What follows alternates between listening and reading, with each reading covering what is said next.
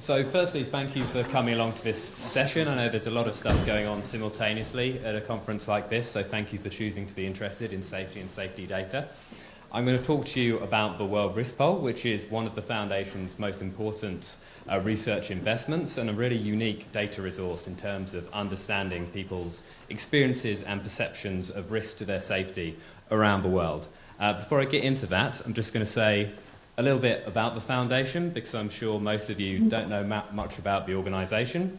So we are a global grant-giving foundation headquartered in the UK, small team of about 50 people, but we manage a portfolio of grants all around the world across a really broad range of safety issues. So safety at sea, maritime safety, keeping ships safe is a really core area from us because of Lloyd's registered group, the Maritime Classification Society, which we are connected to. But as you can see, we work across all these other areas, including food safety, safety of physical infrastructure, safety for sustainability, safety of digital systems, so looking at AI and kind of data products, autonomous systems. Skills for safety, that's largely to do with engineering skills in developing nations, but also this public understanding of risk area, which cuts across all these safety challenge areas and is looking at how people understand the risk to their safety in their lives and what the kind of impacts are on their safety-related behaviours as a result. So this World Risk Poll I'm going to talk to you about fits into this programme of work. So to say a little about the poll, this is a global survey that we conduct via our partners at Gallup as part of the broader World Poll. We conduct it every 2 years, so we ran it for the first time in 2019, and then again the data I'm going to talk to you about today was gathered in the field in 2021 and published in a number of reports towards the end of last year and the start of this year. And what we do within the poll is to ask people about both their perception and their experience of a wide range of risks to their safety. And doing those two things is really important because, yes, the reality of what people are exposed to is important, but also perception really affects the way people behave. There is an opportunity cost if people are worried about threats to their safety, if people are too worried about the threat to their safety from road traffic crashes, for example, to take up active travel modes in their system, in their life. There is an opportunity cost in terms of sustainability and health there. And similarly, if people are too worried about violent crime to walk freely around their cities, if they don't have alternative travel modes, there's an opportunity cost there in terms of the economic opportunities, social activities that they can take up. But also looking at the gap between those things, the difference between how much people worry and how much people experience certain risks, gives a really kind of interesting opportunity via communications-based interventions to improve safety. So within this year's poll, we asked a number of top headline questions about what people thought the greatest risks to their safety were, but we also asked some specific modules, one around disaster resilience, where we asked people about how they felt different aspects of their society were resilient to disasters, especially in relation to climate change related to severe weather. We asked about people's perceptions of risk from AI and from the misuse of personal data. And we asked people about violence and harassment at work. Sorry to interrupt. I thought you meant for SDGs. Nothing to do with SDGs. That's the second half of the session. There'll be another presentation after this one. Ah, okay, thank you. So just before I get into talking about, firstly I'm going to talk about some of the findings to give you an illustration of the kind of data that's available and then show you some of the products that are available to explore that data in more detail. But just a couple of questions to have in your mind while you're thinking about this data. What are the greatest risks to safety in the geographic and policy areas you work in? So thinking about what we could be asking people about that would really help your work. Because we are very open to working in partnership with organisations who have a route to impact in terms of safety challenges they want to know more about. We can make that happen within future editions of the poll. So just at the top level, looking at some results, we asked this question about how safe people feel now compared to how safe they felt the last time we did the poll. We asked them in each of these years how safe they feel compared to 5 years previously. And we see between 2019 and 2021 this slight increase in the number of people who said that they feel less safe globally, which is perhaps unsurprising given the COVID pandemic happening during that period. But if we look at what people say the biggest risks to their safety are, it's not COVID that came top in this wave, surprisingly. It's the same things that came top in 2019. It's road-related traffic crashes, crime and violence, which are the biggest things that people worry about, with COVID coming in at number 4. So really kind of reminding policymakers that whenever you're trying to construct a strategy to manage a challenge like the COVID pandemic, there are all sorts of safety challenges which are far more relevant in people's everyday lives, which are really going to affect the way they respond to the interventions you're trying to make. In terms of what people actually experienced harm from in this period, from 2019 to 2021, people's experience of harm from mental health issues globally went up by 5 percentage points, perhaps connected with COVID-associated lockdown measures. And we also saw people's experience of harm from severe weather events go up by 5 percentage points with the glowing effects of climate change. This is an illustration of what I was talking to you about in terms of that gap between experience and perception of harm. So for most safety issues, people roughly worry to the same amount that they experience that risk. But there are some things, for example, violent crime, where people worry far more than they're actually likely to experience that threat. Again, perhaps unsurprising, but on the other way round, perhaps more surprising, looking at people's worry about being injured or hurt at work, people worry about that far less, 5 percentage points less, than less than they experienced harm. So people are more likely to be injured at work in most parts of the world than they are to worry about being injured at work. So again, there's an opportunity there in terms of communication to improve safety. Now this is just to show you in terms of resources we have available to drill down and look at the data for your own country. So we provide these PDF data snapshots which summarize some of the key headline figures and findings from all the countries within the poll. So this is an example, is Bosnia-Herzegovina.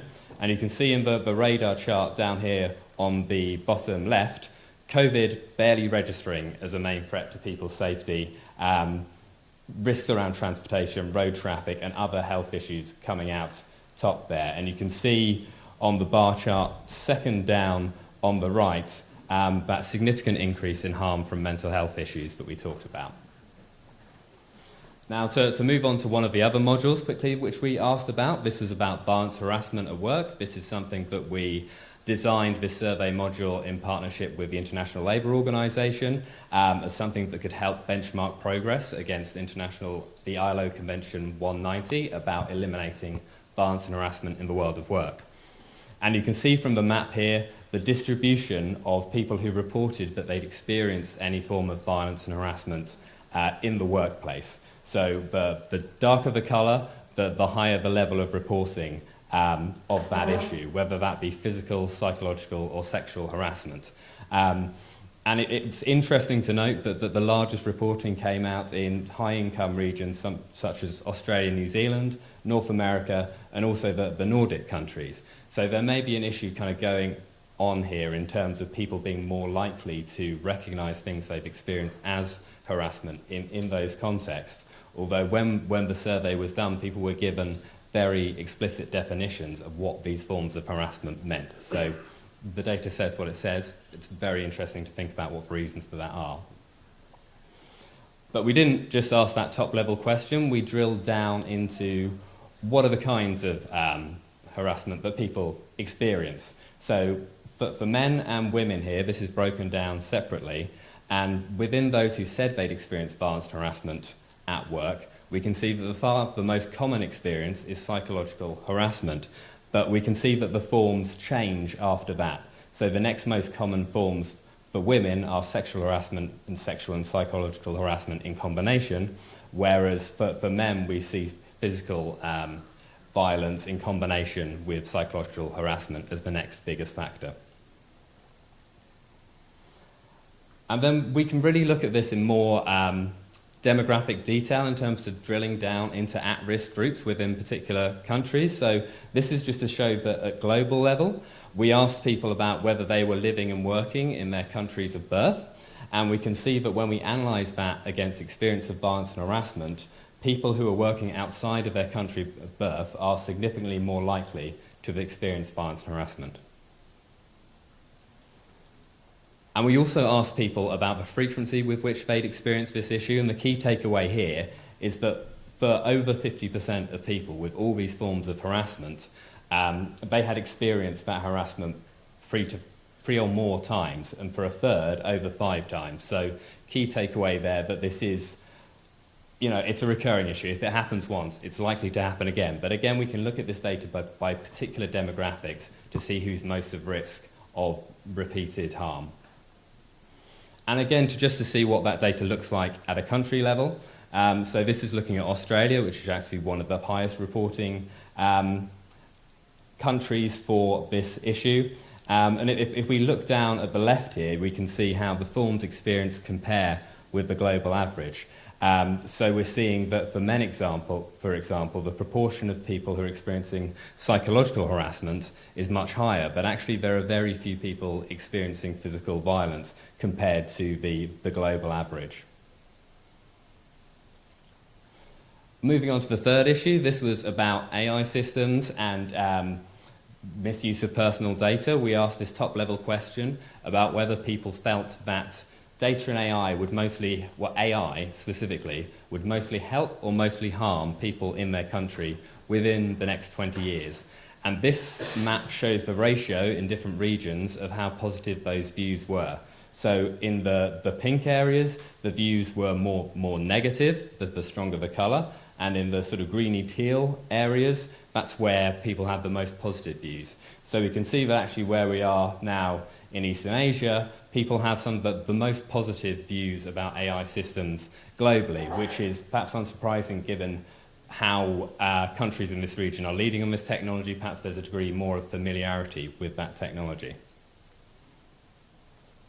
And also just to speak briefly to the findings around personal data misuse, very largely people worldwide concerned about the misuse of their data. You can see broken down in terms of that being stolen, being used by companies without their permission, or being used by their government without their permission. And again, that's data that we can break down on a country level. Now this is an interesting one because this speaks to some of the other questions, some of the other splits that we can do within the poll across all of these safety issues. So we asked people whether they'd ever experienced any form of discrimination, be that ethnicity-based, gender-based, based on their religion, or disability-based. And we analysed that data against their concern about various safety issues. So you can see here that concern about misuse of data globally increases exponentially the more forms of discrimination people have experienced. And one of the other kind of drivers there which we analyse those findings against are people's feelings about their personal income. So yes, we can categorise people and split people within the data in terms of traditional income quintiles, but we can also do that in terms of their subjective feelings about how comfortable they are on their income, if they're finding it easy or hard to get by. And again, we can see that the more worried people are about their financial situation, the more concerned they are about the misuse of their personal data.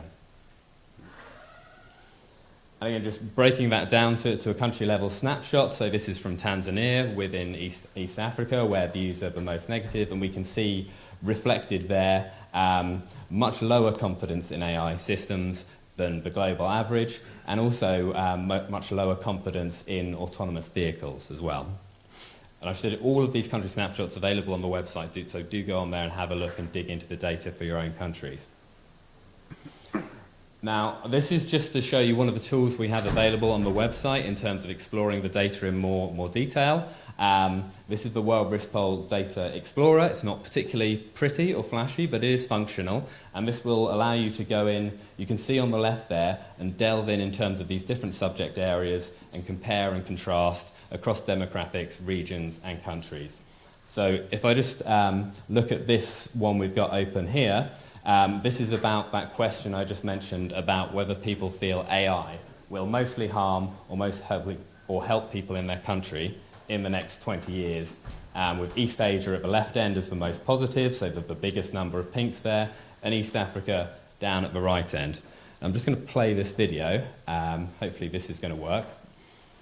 And we're going to apply a couple of filters here and see what happens. So you can see North and Western Europe there, again, is a fairly positive region, but with a larger number of people saying that it will mostly harm compared to East Asia.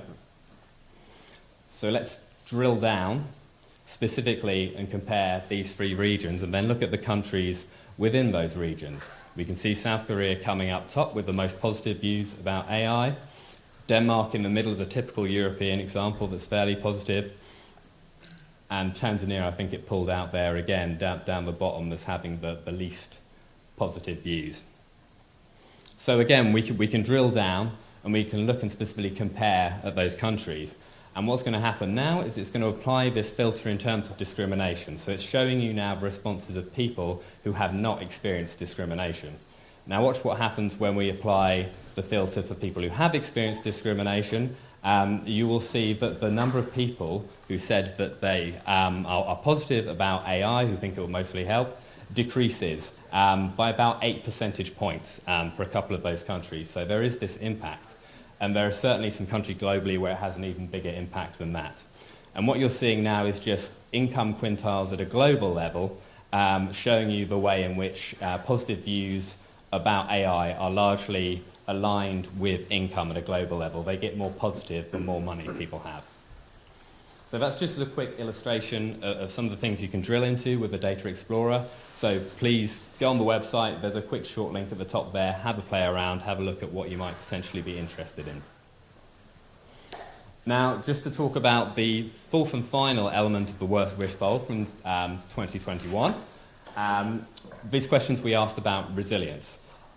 Where we created the Lloyd's Register Foundation Resilience Index, which is meant to provide a holistic assessment of resilience to disasters, be they climate change related or other. And we did this across these 4 different domains. So we looked at individual resilience. So these are questions which ask people, for example, about their individual agency. How empowered do they feel to protect themselves and their families in the event of a disaster? At the household level, we asked about things like disaster planning. Does everybody in your household does the household have a disaster plan that everybody knows about? And also financial resilience was integrated here. So we asked a question about how long people could survive if they lost all of their income. And then at the community level, this is about measures of social capital, really, because people in your community are often the first responders in the event of a disaster. So we asked people about how much they believe that their neighbours care about their well-being, and a number of other related questions in that section.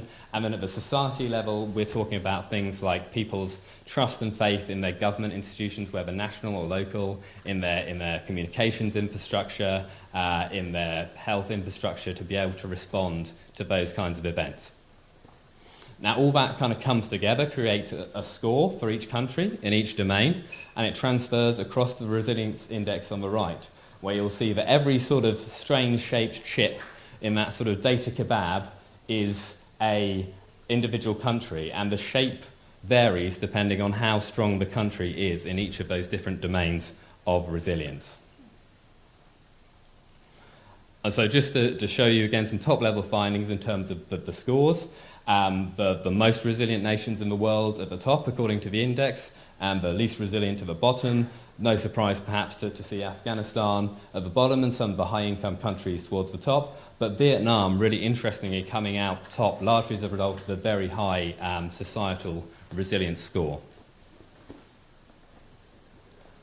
And this is some of the data in relation to the question I mentioned about how long people can survive if they lose all their income, broken down by region, which shows us something which is really undermining resilience to climate threats and other disasters at a global level.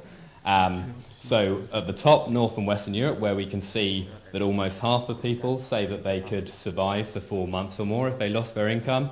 But if we look down at the bottom, for example, at Southern Asia, we've got sort of over a half of people there either saying that they'd survive for less than a week or only 1 week to less than a month.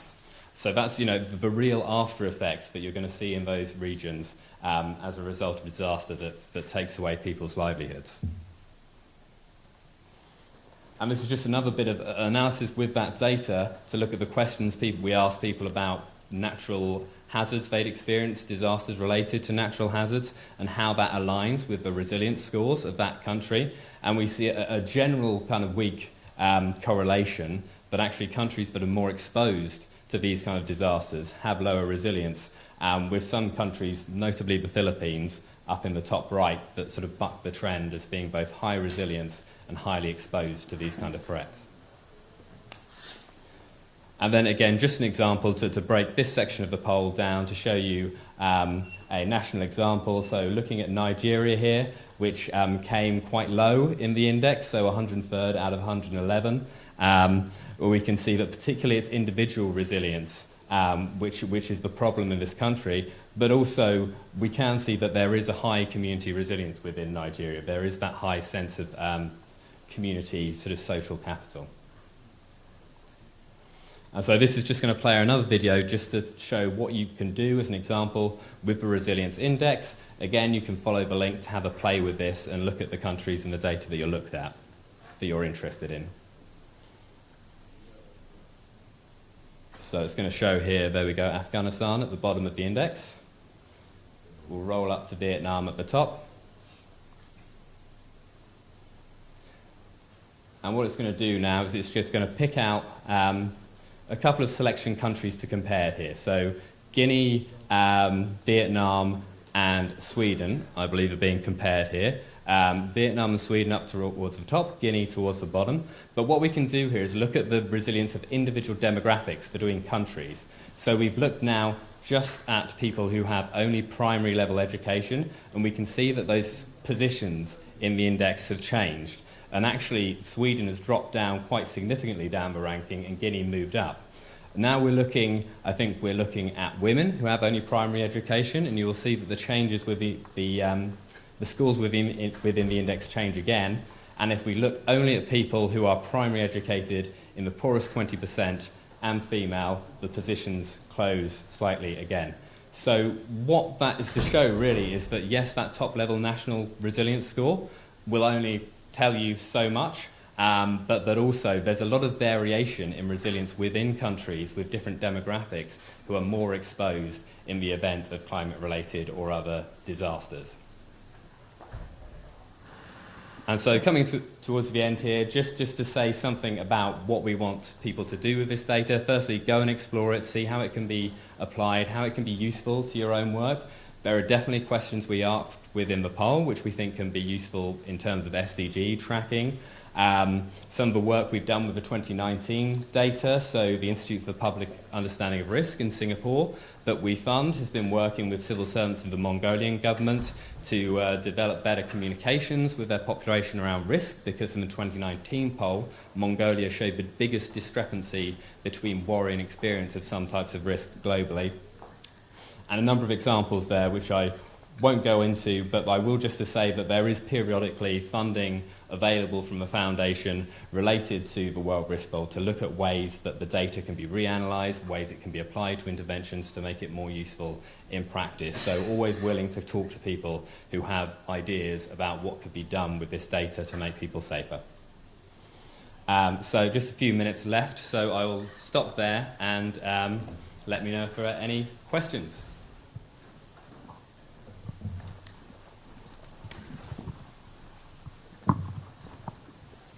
Hi, yeah, thanks for the presentation. So we have like a national level picture, and then we've got different demographics you showed at the end, which is really interesting. Are there like finer resolutions of spatial breakdown, like regions, for example? So firstly, within some of the countries where we have bigger sample sizes, so for example, in most countries this is based on 1,000 people samples, but if we look at China and India, for example, the sample sizes there are about 3,000, I believe, so we can look at a regional level on that data. But I also say that something we're looking at doing in future is applying geotagging to this data to see where the interviews took place, to create that kind of spatial kind of high resolution.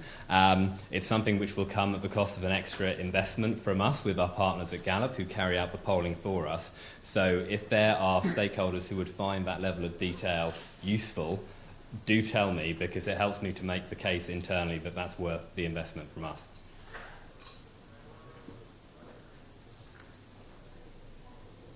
Any others?